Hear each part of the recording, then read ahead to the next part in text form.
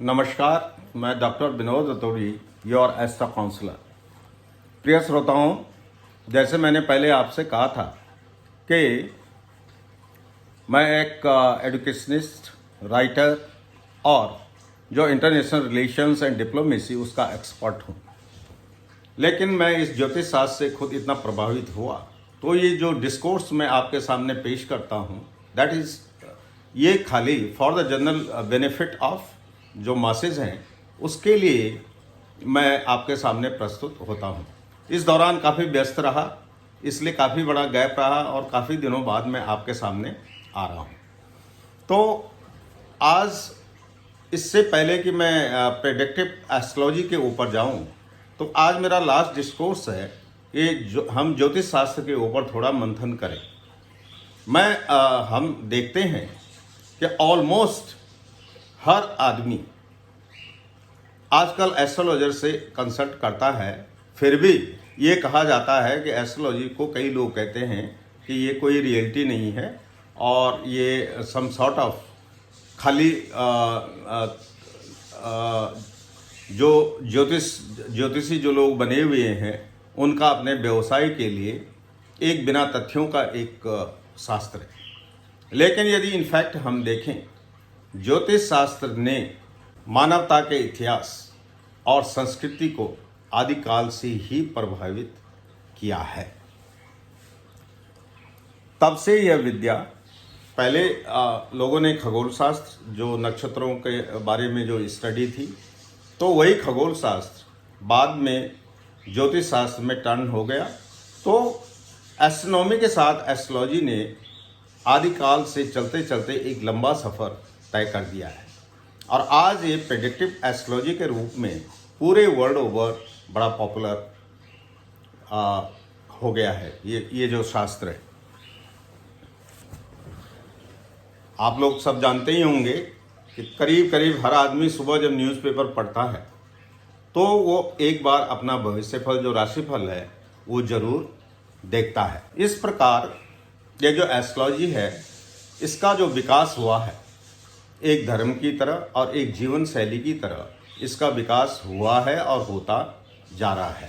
और through the history of human civilisation इसने एक वाइटल रोल अदा किया है।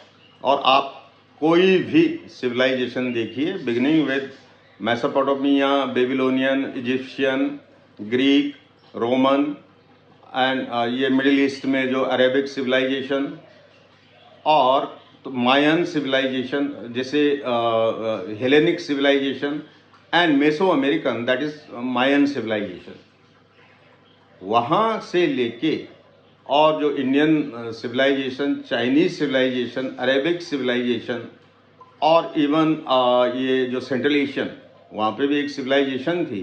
इन हर जगह शुरू से ही ज्योतिष शास्त्र का काफ़ी बोलबाला रहा है। और भारत में तो ज्योतिष शास्त्र का जन्म वैदिक काल में ही हो गया था। और क्योंकि उस समय इस शास्त्र का प्रयोग, जो उस समय हवन यज्ञ और जितने भी शुभ कार्य किए जाते थे, उनके लिए सही दिन, समय, मुहूर्त, लग्न, ये सब निकालने के लिए ज्योतिष शास्त्र का सहारा लिया जाता था। और आपने देखा होगा, ये मैं तब की बात कर रहा हूँ, आज के दिन भी हर आदमी कब गाड़ी खरीदनी है, किस कलर की खरीदनी है, गृह प्रवेश किस मुहूर्त में होना है, कोई बिजनेस कब शुरू करना है, कहीं मैं इस क्षेत्र में इन्वेस्ट करूं या ना करूं, कौन सा बिजनेस मेरे लिए सुटेबल होगा, ये ऑलमोस्ट हर आदमी ज्योतिषी के पास जाता है और वो निर्धारित करते हैं कि क्या उनके फायदे में है। और आपने देखा होगा, ऑलमोस्ट एटलीस्ट पूरे देश की तो मैं नहीं जानता, लेकिन उत्तराखंड में मोस्ट ऑफ लोग आज यदि लड़के और लड़की के रिश्ते करने के लिए ज्योतिष से सलाह लेते हैं और कुंडली का सही यदि मिलन हो गया है, तब ही वो शादी करने का निर्णय लेते हैं।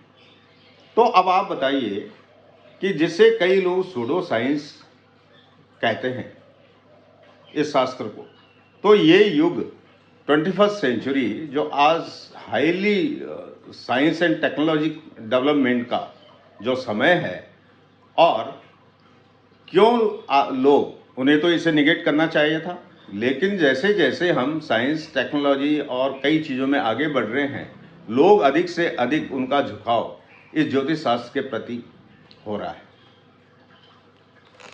तो मैं ये आर्ग्यूमेंट इसलिए रख रहा हूँ, मैं नहीं कहता कि नहीं ज्योतिष शास्त्र 100% सही है, ये विज्ञान ही है, लेकिन मेरा प्रश्न ये है कि जितना आदमी विज्ञान, आज उसे ज्ञान के लिए दरवाजे खुले हैं और सब कुछ वो जानते हैं, लेकिन क्यों उनका रुझान फिर ज्योतिष शास्त्र की तरफ होता जा रहा है। आपको ताज्जुब होगा कि अमेरिकन फेडरेशन ऑफ एस्ट्रोलॉजर, उनके अनुसार अमेरिका में हर दिन 70 मिलियन लोग अपना भविष्य फल देखते हैं, और पूरी पॉपुलेशन में 35% जो लोग हैं उनका ज्योतिष शास्त्र पे अटूट विश्वास है। ये तो अमेरिका की बात है, और ऐसे ही जो यूरोप है और कंट्रीज़ है, वहाँ भी लोगों का ज्योतिष शास्त्र के ऊपर बड़ी आस्था है, और लगातार वो एस्ट्रोलॉजर से कंसल्ट करते रहते हैं। और अभी मैं आपको बताऊं, दूर क्यों जाना, ये जो रशिया और यूक्रेन वार जो चल रहा है, तो वहाँ पर क्योंकि आपने देखा होगा ऑलमोस्ट सिचुएशन दोनों जगह एक जैसी है, रशिया में भी और यूक्रेन में भी। थोड़ा अंतर ये है कि यूक्रेन की ज़मीन, मतलब यूक्रेन देश का बहुत बड़ा भूभाग, वहाँ पे इस युद्ध के चलने से काफ़ी बर्बादी और तबाही हुई है। उनके मिलियंस ऑफ लोग दूसरे देशों को माइग्रेट कर चुके हैं, और जो और लोग हैं, जो आदिम बचे हुए हैं, वो वहाँ लड़ाई में लगे हुए हैं। तो वहाँ के लोगों के लिए जो यहाँ हैं, वो उनको चिंता है कि उनका परिवार पता नहीं कौन सी कंट्री में जहाँ गया होगा और कैसे रह रहे हैं, और जो लोग वहाँ हैं उनके लिए ये बड़ी चिंता का विषय है कि जो वहाँ लड़ाई चल रही है, उनके जो सगे हैं उनकी क्या हालत होगी, या इस लड़ाई का क्या अंजाम होगा, या देश का आगे क्या होगा। सेम थिंग रशिया में है। रशिया, भले ही रशिया के मेनलैंड में लड़ाई नहीं हो रही है, लेकिन उनके पूरे रिसोर्सेस इस युद्ध में लगे हुए हैं, और आगे भी पता नहीं है कि क्या होगा। रशिया अकेला पड़ा हुआ है, और यूक्रेन के साथ पूरे नेटो कंट्रीज और अमेरिका उसके पीछे खड़े हैं, और रूस में रिक्रूटमेंट चल रहा है, और जितने जवान और जो लड़ने लायक लोग हैं उनको रिक्रूट करके डायरेक्ट फ्रंट पे भेजा जा रहा है। तो पीछे जो लोग हैं, जिनका किसी का बेटा, किसी का भाई, किसी का बाप, किसी का पति, वो बड़े चिंतित हैं इसके लिए कि उनका वहाँ क्या हश्र होता है। और इसके साथ इतना ही नहीं है कि एटॉमिक लड़ाई होगी तो क्या होगा, और इस देश का क्या होगा। तो सूचनाओं के अनुसार, क्योंकि वो क्षेत्र मेरा कार्य क्षेत्र रहा है, और मुझे भी कई लोग वहाँ से कंसल्ट कर रहे हैं, और तब मुझे पता चला कि यूक्रेन में एक सज्जन, एक इंजीनियर थे, aeronautical engineer, he studied astrology, और आज वहाँ पे खाली आम जनता नहीं, वहाँ के बैंकर, इंटेलिजेंस अफसर, एडमिनिस्ट्रेशन के लोग, आर्मी के जनरल, वो उससे कंसल्ट कर रहे हैं। और सेम रशिया में है, जो लोग वहाँ एस्ट्रोलॉजी कर रहे हैं उनके यहाँ भीड़ लगी हुई है, और लोग अपना भविष्य जानना चाहते हैं। तो वहाँ पे ये एज एक आस्था और साइकोथेरेपी जैसी उभर रही है। ये विपत्ति के समय में ये एस्ट्रोलॉजिकल जो कंसल्टेशन है, जो सलाह है, और ये उनको बहुत बड़ी राहत प्रदान कर रही है। और तो और एक सूडो, जैसे वो साइकोलॉजिकल वारफेयर चलता है, तो यूक्रेन के से वहाँ कुछ एस्ट्रोलॉजर है, उनसे ये भविष्यवाणियाँ करवाई जा रही हैं कि जेलेंस्की के स्टार्स बड़े पावरफुल हैं और पुतिन के कमज़ोर हैं, और जल्दी यूक्रेन उसको हरा देगा। उधर यहाँ के कुछ एस्ट्रोलॉजर ये भविष्यवाणियाँ कर रहे हैं कि अल्टीमेटली पुतिन जो है सब लोगों को तबाह करके और उसका वर्चस्व हो जाएगा। तो इसका मतलब कहीं ना कहीं, चाहे ये लोग प्रोपेगेंडा कर रहे होंगे, इसका मतलब इस भविष्यवाणियों का, जो ये ज्योतिष शास्त्र के द्वारा कहीं न कहीं इसका प्रभाव लोगों पे पड़ता है।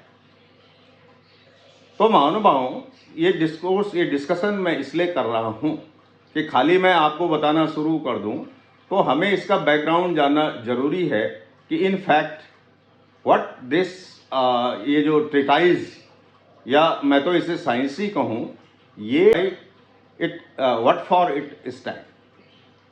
तो आपने देखा होगा कि ये एक बहुत ही पावरफुल टूल है सेल्फ अवेयरनेस के लिए, क्योंकि जब आदमी डिस्टर्ब रहता है तो उसकी जो थिंकिंग पावर, मतलब अपने ऊपर उसका बहुत ज़्यादा कंट्रोल नहीं रहता। लेकिन जो ज्योतिषी सलाह है, ज्योतिष, वो उसके जो उसका प्रारब्ध है, उसकी डेस्टिनी है, उसका फ्यूचर है, उसका जो अस्तित्व है, उसकी एक पिक्चर से खड़ा करता है और बाद में उसको एक डायरेक्शन देता है। क्योंकि इसलिए जो एस्ट्रोलॉजी है, it provides a certainty. That's why people turn to astrology in time of uncertainty. लेकिन बात यह है कि जो एस्ट्रोलॉजर है, वो एस्ट्रोलॉजर वो मानवतावादी हो, उसकी जो सोच है उसकी मानवतावादी सोच और उदार होना जरूरी है, और सकारात्मक सोच और आशावादी सोच। जो तो एक सही जो एस्ट्रोलॉजर है वो विपत्ति में पड़े हुए लोगों के लिए एक मार्गदर्शक, एक देवदूत की तरह प्रकट होता है और उन्हें न खाली उनके भविष्य के बारे में एक पिक्चर खड़ा करता है, लेकिन उन्हें आध्यात्म से भी जोड़ता है। तो भले ही मॉडर्न साइंस के जो पैरामीटर हैं उस पे शायद एस्ट्रोलॉजी को साइंस ना कहा जाए, but it has got its own theory, इसके अपने मेथड हैं और इसके अपने लॉजिक हैं, और इसी के बेसिस पे भविष्यवाणियाँ की जाती है। इनफैक्ट ये बहुत ही एक व्यापक, इसका जो रेंज है बहुत ही बड़ा रेंज है, और इसमें कुछ न कुछ तथ्य अवश्य है।